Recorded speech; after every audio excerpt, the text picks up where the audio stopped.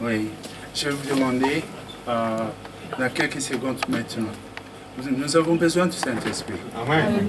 J'ai besoin du Saint-Esprit. Amen. Sinon, je ne ferai rien. Vous avez besoin du Saint-Esprit.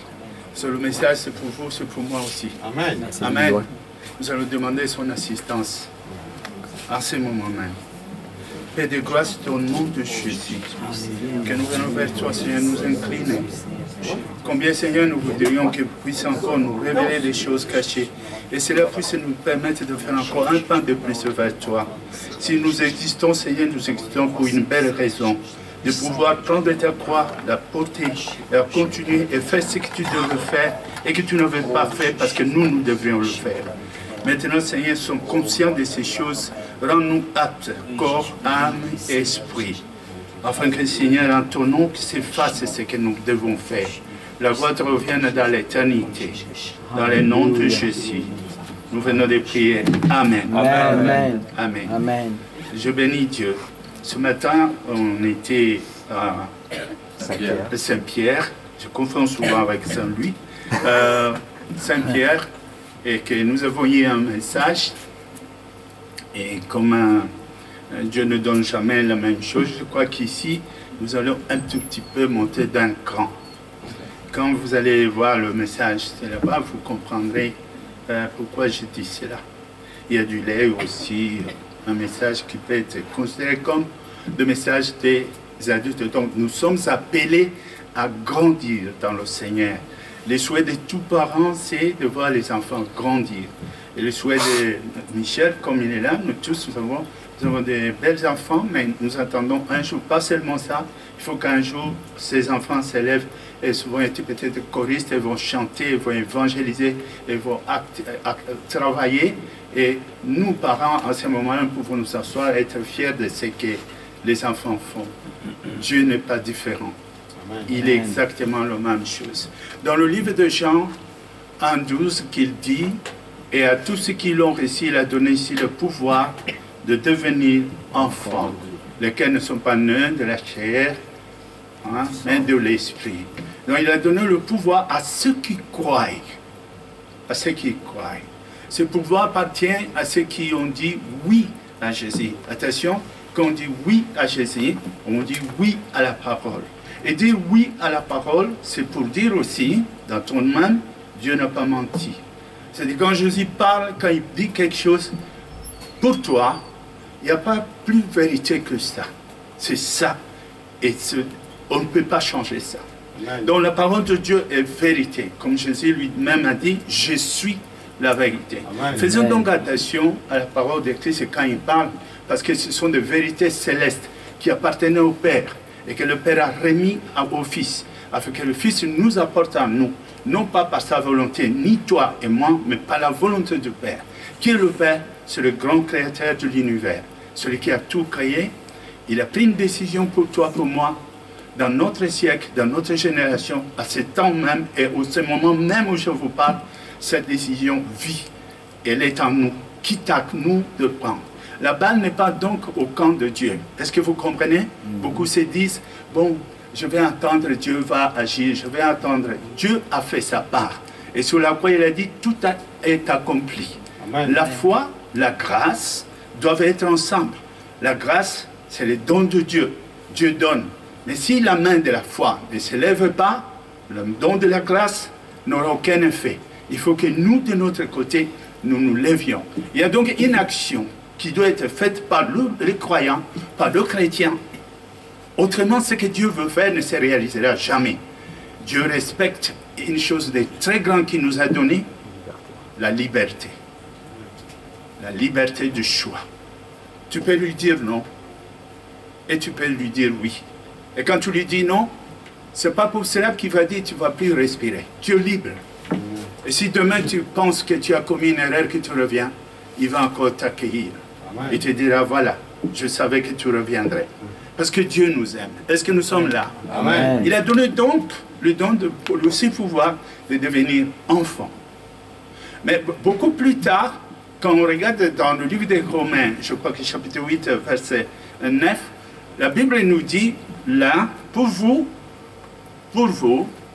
nous pensons que vous vivez non pas selon le monde, selon l'ancienne vie, vous ne vivez pas selon l'ancienne tradition, passe dans les coutumes et tout ça, mais vous vivez selon Dieu, c'est-à-dire l'Esprit de Dieu est en vous.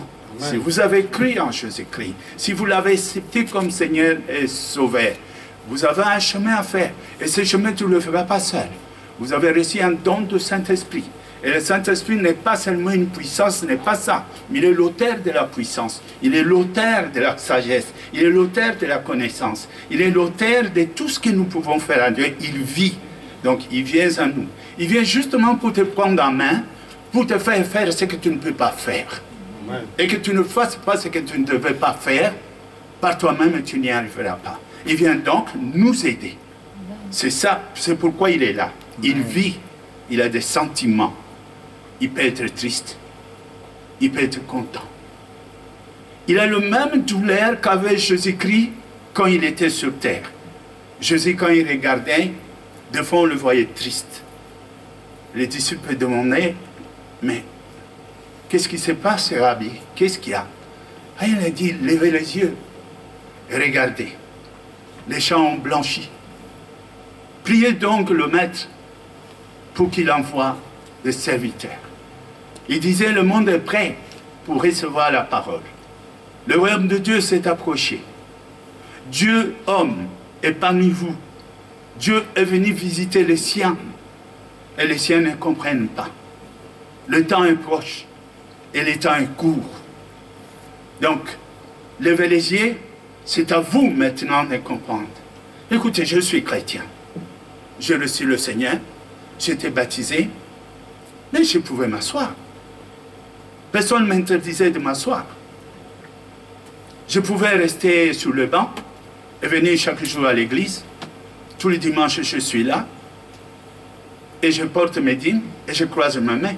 Dieu ne m'a jamais obligé de faire quoi que ce soit. Mais il est né en moi l'amour.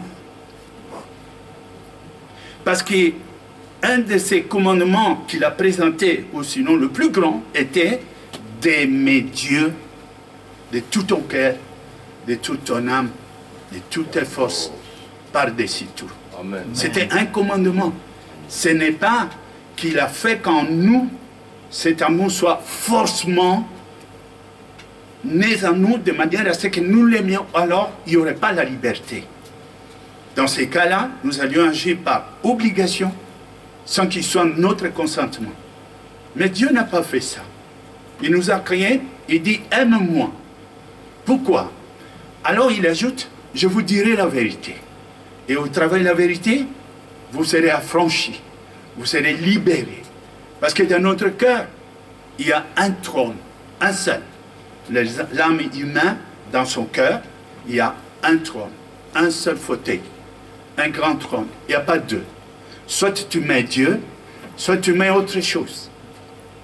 Soit tu mets Dieu, ou tu mets ton mari ou ta femme. Soit tu mets Dieu, ou tu mets le travail, tu mets l'argent, et tu mets ton plaisir, ou les autres idoles. Il n'y a pas deux places. Il n'y a pas de demi-mesure. Ou c'est Dieu, ou ce n'est pas Dieu. Mais Dieu vous aime, retenez. Ou c'est Dieu, ou ce n'est pas Dieu. Mais Dieu vous aime. Il est dit à l'Apocalypse, souviens-toi de ton premier amour. Mais Dieu n'a pas dit, je me souviens de mon premier amour. Dieu n'a pas changé. De la manière il t'a aimé avant que tu sois né. Et après que tu es né, et jusqu'à maintenant que tu grandis, malgré les fautes, malgré tout ce que tu as fait, tout a été fait devant lui. Ce ne sont pas tes péchés qui montent en lui. C'est son amour envers toi qui monte d'abord envers lui. Au point, il ne regarde plus tes péchés. Il ne regarde pas tes fautes. Mais il regarde plus ton amour. Prêt à venir, comme il a fait, de prendre ta place, de mourir sur la conséquence de nos propres péchés. Il prend ça, afin que nous puissions vivre. Regarde comment Dieu voit les choses. Mais quand il nous appelle, quand nous venons vers lui, après que tu as été convaincu, des petits miracles que nous voyons au début, ce sont des miracles qui sont des enseignements visibles. Ce sont des enseignements physiques qu'on peut toucher. Nous avons espéré que les enfants seront là.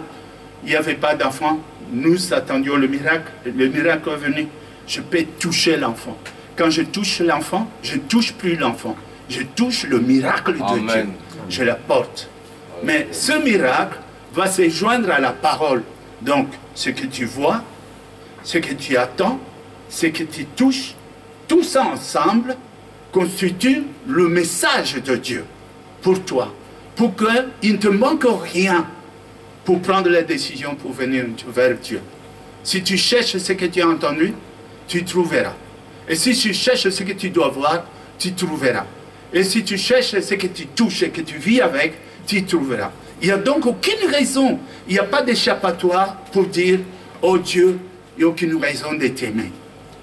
Dieu nous a fait tout, il nous a montré tout. Mais de ce qu'il a fait, en réponse de ce qu'il a fait, Dieu attend que naisse dans toi un amour sincère. C'est pourquoi il y a une place, il y a deux places. Et si vous voulez, je parle de ceux qui ont accepté Dieu.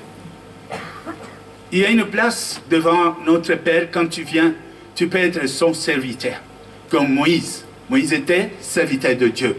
En aucun moment Dieu a dit, Moïse, tu es mon fils. Il a toujours dit, mon serviteur. Et quand Josué vient après Moïse, il dit aussi à Josué, Josué, serviteur de mon serviteur, aujourd'hui je t'appelle pour prendre la place de mon serviteur Moïse. Mais cette époque-là se trouve dans l'Ancien Testament. Nous ne sommes pas dans l'Ancien Testament.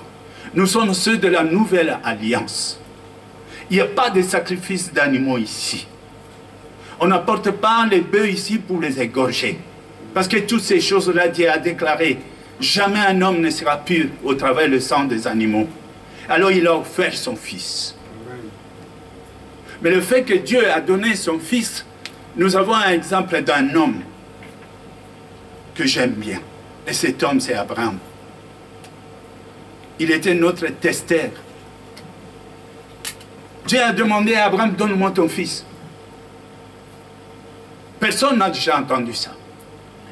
Lisez tous les prophètes qui ont eu, aucun homme, Dieu n'a demandé son fils. Mais il a demandé à Abraham, donne-moi ton fils. Il y en avait deux. Un qui était de l'or et l'autre un peu comme ça. Mais il a dit, celui-là, le meilleur, donne-moi. Qu'est-ce qu'a fait Abraham? Abraham n'a pas dit à sa femme. Abraham n'a dit à personne. Il a dit à son fils, lève-toi. Et on va sur la montagne. Il n'a rien dit. Jusqu'au dernier moment. Jusqu'au dernier moment où l'enfant commence à réfléchir dans le silence. Mais où est l'agneau? Comment on vient ici, papa? Tu as oublié, il n'y a pas d'agneau. Et qu'il lui répondra, Dieu pourvoira. De cette phrase va naître le nom de Jésus. Yahshua. Dieu pourvoira. Et c'est Jésus qui prend la place. Mais quand Dieu a vu qu'Abraham était prêt à tuer l'enfant pour lui, et il n'a pas arrêté quand il a pris le couteau. Il n'a pas arrêté quand il a levé le bras. Mais c'est quand la décision de descendre le couteau était arrivée, alors Dieu a dit stop. L'ange l'a pris. Maintenant je sais. Et il va lui donner la promesse, c'est au travers de ceux qui ont la foi comme toi que le monde sera béni. Et il dira à Abraham, tu deviendras une nation. Et je crois qu'aujourd'hui nous appartenons à cette nation. Je reviens à ce que nous avons dit avant. Nous qui venons dans la Nouvelle Alliance, nous venons et nous avons un accès libre auprès du Père. Nous avons un accès libre à avoir le Saint-Esprit à cause du sacrifice de Jésus-Christ. Mais Dieu, avant d'envoyer son Fils à Abraham, moi je pense, les jours qu'il a vu Abraham capable de tuer son fils, je crois que ces jours-là, il a regardé Jésus, il dit Jésus, tu vas mourir pour Abraham. Regarde ce qu'il a fait pour moi. Moi aussi, je n'hésiterai pas. Abraham n'a pas tué son fils, mais Dieu a envoyé son fils à cause de la descendance d'Abraham sur la croix. La Bible nous dit ceux qui ont le discernement. Réfléchissons. Nous sommes tous passagers sur la terre. Amen. La Bible dit le plus robuste vont aller jusqu'à 120 ans. Après quoi? Après vient la mort. Celui qui est né va un jour s'arrêter. Il n'y a pas un autre échappatoire. Et alors, si Dieu a donné de son Fils, parce que justement, il a disqualifié la vie d'avant, il a disqualifié la vie d'Adam, il a disqualifié la descendance et la culture et les enseignements d'Adam, il a disqualifié toutes ces choses-là, comme il dit, la chair et le sang n'hériteront point le royaume des cieux. Personne dans son corps charnel ne verra la gloire de Dieu, ne verra le royaume des cieux, ne sera inscrit, son nom ne sera jamais inscrit dans le ciel. Donc elle dit, cette nature a échoué. Le corps a échoué au test de la sanctification. Le corps est attaché au péché. Et ça reste là. Et avant d'être sauvé, avant que nous soyons sauvés, nous, il faut maintenant avoir une deuxième nature. Nous sommes nés selon mon père, nos pères et nos mères. Il faut naître maintenant selon la nature pour Dieu. Tu es né et ton nom est inscrit à la commune ici. Tu dois naître maintenant afin que ton nom soit inscrit dans la commune de Dieu. Amen. Dans l'éternité. Ici, c'est 120 ans. Là-bas, il n'y a pas de temps. C'est l'éternité à l'éternité. C'est là où nous sommes. Et ceux qui sont appelés à naître là-bas, ils sont appelés fils de Dieu. Et la Bible dit, ceux qui sont conduits par l'Esprit de Dieu sont donc appelés enfants de Dieu, fils de Dieu. Mais regardez, il nous a donné le pouvoir de devenir enfants, lesquels sont ennemis de la chair et du sang, mais de l'Esprit. Et maintenant, ceux qui se laissent conduire par l'Esprit de Dieu, Dieu les appelle des fils. Amen. Il y a une différence entre enfant et un fils. Quand on parle d'enfant, on parle plus par rapport à l'âge. Quand on parle d'un fils, on voit celui avec qui le père partage. Est-ce que vous comprenez? Amen. Un père était riche. Et quand il faisait la comptabilité, il y avait son enfant qui venait tout le temps dans le bureau. Et quand le père parlait des choses sérieuses de la finance, il disait à l'enfant, elle va jouer dehors. Et on sortait l'enfant. Mais quand l'enfant a grandi, il avait 20 ans, le père dit, tu dois être intéressé à ce que je fais. Quand il faisait les contrôles et tout ça, les calculs, il disait à l'enfant, toi aussi, viens ici, assis-toi là. Il ne disait rien, mais il suivait, il regardait. Dieu veut que nous soyons des fils. Il y a un comportement d'enfant et il y a un comportement de fils. Amen. Alléluia. On peut être enfant de Dieu et rester enfant de Dieu pendant 40 ans dans l'église. Si vous êtes venu à l'église et que vous avez été baptisé et que vous êtes toujours là et que vous venez tous les dimanches et ce que vous venez, vous vous asseyez là. Si vous n'êtes pas dans la profondeur de l'interprétation de la parole et de la volonté de Dieu, tu vas rester un enfant. Et les choses profondes vont t'échapper. Un jour, on va te dire, pourquoi tu ne fais rien? Non, le pasteur ne m'a encore rien dit. Ce n'est pas le pasteur qui va dire. Le pasteur doit te découvrir. Parce que toi, tu t'es levé. Parce que toi, on sait voir ça. Ah, lui, je crois qu'il va aller loin. Ce n'est plus Dieu. Mais c'est ton vouloir. Dans ta liberté, tu dis que ça ne va pas s'arrêter là. Le pasteur a parlé un peu, toi tu as compris beaucoup, et à partir de là, tu te dis, ça ne va pas s'arrêter là. Je veux aller plus loin. Est-ce que vous comprenez? Ouais. Aucun pasteur ne m'a dit, Fritz, il faut aller loin. Non, je réfléchis. J'ai regardé les Écritures. D'abord, c'est Dieu, et Dieu dit qu'il est mon Père. Alors quand il est mon Père, moi je réfléchis, alors j'ai la place du Fils, moi. Alors si je suis Fils, vraiment, donc, Fils de qui? De Dieu. Le Dieu créateur, je suis son Fils. Alors j'ai un rôle à jouer. J'ai quelque chose à... Je peux intervenir pour certaines choses. Et je dis, ça ne peut pas s'arrêter là. Alors à partir de ces moments-là, j'avance, je viens. Pourquoi est-ce que nous avons reçu le Saint-Esprit? J'ai trouvé une église qui disait, j'ai le Saint-Esprit. Je dis, comment tu sais? Moi, je parle en langue. Après, ah non, je parle en langue. Ah bon, c'est tout? Oui. C'est difficile un peu à comprendre. Je vais vous dire, le Saint-Esprit, il vient et il a une mission. Le Saint-Esprit ne vient pas pour parler en langue, et puis il dit, voilà, il a parlé en langue. Le Saint-Esprit, il a une mission bien précise. Son but, c'est de glorifier le Seigneur Jésus-Christ. Il veut la gloire de Jésus-Christ. Et le Saint-Esprit collabore avec tout chrétien qui s'est mis dans la tête et qui dit Jésus doit être glorifié. Quand tu dis Jésus doit être glorifié, tu attends le Saint-Esprit qui te dit Amen. Amen. Alors il s'approche de toi. C'est-à-dire, il a trouvé le bon pion. Il a trouvé la bonne personne.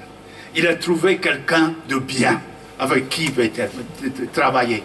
Mais quand on reçoit le Saint-Esprit, et que tu dis je parle en langue, mais toi, tu ne vois rien. Les hommes se perdent, ça ne te dit rien. Dans la maison, ça ne va pas, ça ne te dit rien. Les gens sont en train de se perdre jour et nuit, toi, ça ne te dit rien. Mais Jésus a dit quelque part, le Saint-Esprit, par Paul, il a dit quoi? Il y a en vous les sentiments qui étaient en Jésus-Christ. C'est-à-dire, ta façon de voir les choses doit changer. Amen.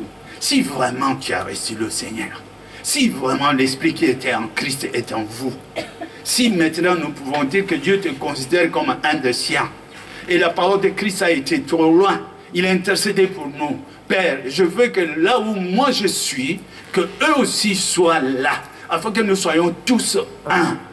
La Bible nous appelle, nous sommes co-héritiers avec le Christ. Sur le livre de 2 Corinthiens 5,14, il dit, et ceux qui ont eu le discernement, ceux qui ont compris qu'un seul est mort pour tous, tous donc sont morts pour ne plus vivre pour eux-mêmes, mais pour vivre pour celui qui a donné de sa vie. Voilà pourquoi nous ne sommes plus de ce monde. Voilà pourquoi nous sommes étrangers dans le monde, mais nous sommes citoyens de cieux. Et ces comportements commencent ici. Si un jour tu dois remettre ton corps à Dieu et que Dieu dit, voilà, je reprends mon âme, tu n'as plus l'occasion de témoigner de Christ. Tu n'as plus l'occasion de faire un partage. Tu n'as plus l'occasion d'aller gagner des âmes. Tu n'as plus l'occasion de prouver que tu aimes Dieu. Tu n'as plus l'occasion de prouver que réellement tu es de Christ. Tu n'auras plus. Parce que le corps est un instrument pour ça. Et quand on en comprend ça, on fait la part des choses. Ton choix. Qu'est-ce que tu veux? Tu veux servir le monde? Ou Dieu? Tu veux poursuivre ton intérêt? Ceux qui ont gagné la vie, ce sont ceux qui vivent tout court. Mais ceux qui poursuivent un type de vie, ceux qui sont derrière à chercher un type de vie, à partir de ce moment-là, ton effort propre va naître. Parce qu'avant même que tu existes, avant que nous naissions, Dieu a un plan pour toi, un plan merveilleux. Amen. Mais Dieu n'a pas mis ton plan, ta vie, sur un arbre où tu dois chaque fois grimper. Il a mis ça là, à la portée. Mais quand tu commences à te soucier du lendemain, l'angoisse, la crainte, les doutes, toutes ces choses, quand ça commence à t'envahir, Dieu n'a plus vraiment de place dans notre cœur. À ce moment-là, des raisons commencent. Pourquoi tu n'as pas fait ça? Oui, mais je devais. Oui, mais je devais. Oui, mais je devais. J'ai trouvé un prophète, une fois, on était en Afrique, ce prophète, c'était vraiment un grand prophète. Moi, je l'ai observé en silence. Tout ce qu'il disait, c'était vraiment ça. Alors, je dis, bon, si ça existe des prophètes, voilà un. Mais je ne lui disais rien. Mais un jour, il est venu me trouver. Pourquoi? Parce qu'il avait ouvert l'église, qu'on lui a pris l'église. Pas de frères. On m'a pris l'église et j'ai envie d'ouvrir une autre. est-ce que tu ne peux pas venir prêcher pour moi? Je dis, bien sûr. Tu as le terrain? Oui. Tu as la salle? Oui. Je vais venir. On a fait une semaine, la salle était pleine. Après, je lui ai demandé, comment tu vas diriger le peuple de Dieu? Il dit, j'ai déjà quelques serviteurs. C'est bon. Allez, allez-y. Un mois, 2 mois après, il n'y avait plus personne. Alors, il est revenu et il dit, ah, les gens ne sont pas là. Est-ce que parce que tu ne peux pas m'aider? Je dis, pourquoi? J'ai des enfants qui ne sont pas à l'école. Et je dois payer le minerval pour les frais de l'école. 3 enfants. Alors là, je dis, bon, avec tout le respect que je te dois, j'ai envie de te poser une question. Elle me dit, oui. Qu'est-ce que Dieu t'a dit quand il t'a appelé? Est-ce que tu peux me dire exactement? Elle me dit, Dieu m'a appelé, mais il m'a dit d'aller dans une province là-bas.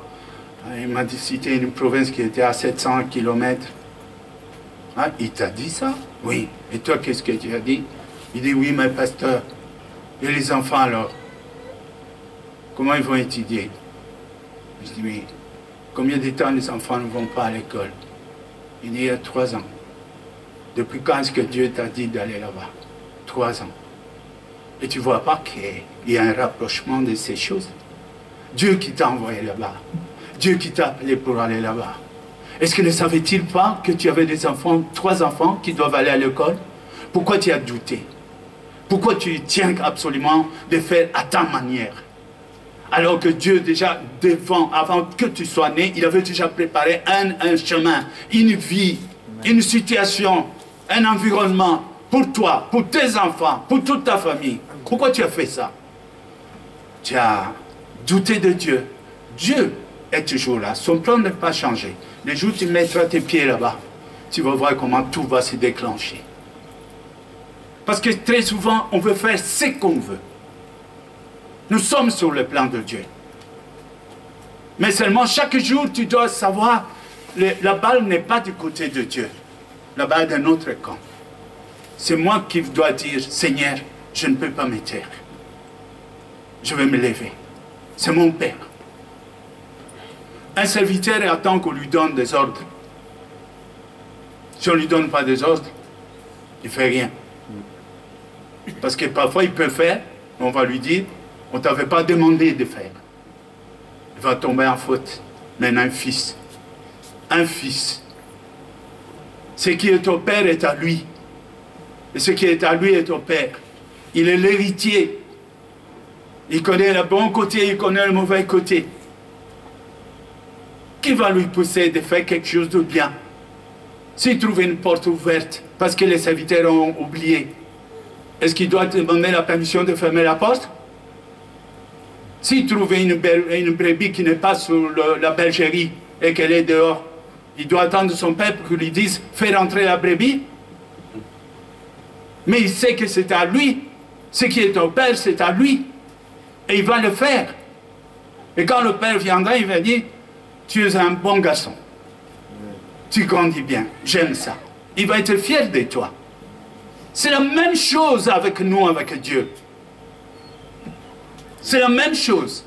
Il n'y a pas de limite devant nous, quelque chose qui nous barre la route pour ne pas devenir ce que nous devons être, alors que lui-même nous a donné le pouvoir de devenir. Est-ce que vous comprenez? Amen. Il n'y a rien. Je suis libre quand je suis en chemin de parler à celui qui me croise, et je suis libre de ne pas lui parler. Si je ne lui parle pas, je suis peut-être gêné. Il y a un complexe, j'ai honte. Qu'est-ce qu'il va dire? Qu'est-ce qu'il va penser? As-tu déjà pensé que Dieu est maître des circonstances? As-tu déjà pensé que Dieu crée des rencontres expressément entre ceux qui connaissent et ceux qui ne connaissent pas? Dieu crée des rendez-vous du donner et du recevoir. Il est créé parmi nous. Tu viens, tu rencontres quelqu'un et tu ne sais pas, tu crois que c'est un hasard. Non, il y a bien une raison. Il n'y a rien qui se déplace pour rien. Et nous, enfants de Dieu, quand on a les discernements, quand je vois, je dis, tiens, Je suis peut-être son opportunité et lui mon opportunité. Donc je ne peux pas me cacher. On est la lumière. Je dois ouvrir ma bouche. Il y a trop peu de temps. 120 ans pour les robistes. Mais on voit des petits cercueils, on voit aussi des grands cercueils. Ça veut dire que ce n'est pas vraiment 120 ans. Ça peut venir avant ou après. Mais le problème est que quand Dieu vient, il te surprend. Qu'est-ce que tu auras à présenter devant Dieu? Tu vas dire que j'étais avec Dieu, j'ai acheté une belle Mercedes. Tu vas dire que j'étais avec Dieu, regarde quel